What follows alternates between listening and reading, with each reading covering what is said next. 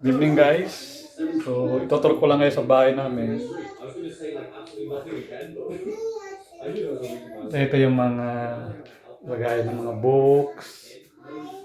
Yan.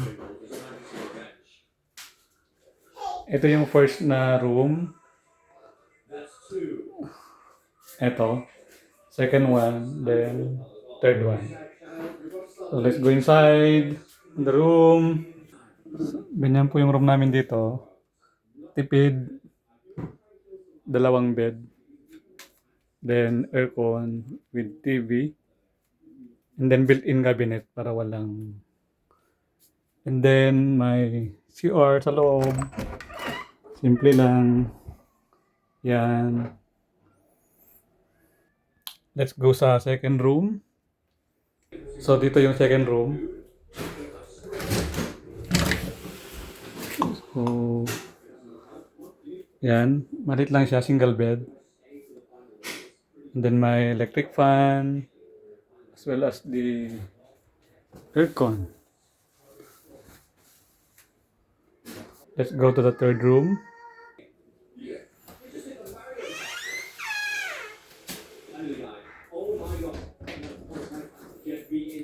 Yan.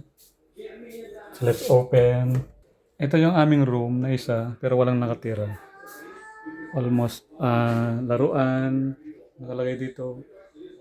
Yan, then mga damit. Yan. Yung labasan sa ito, papuntang labahan. Yan.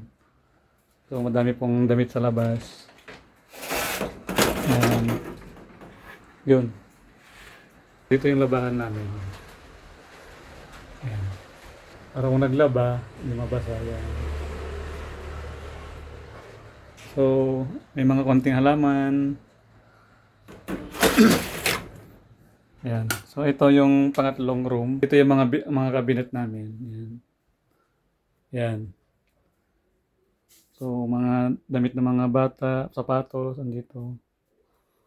Yan. So, ito yung pang third room namin.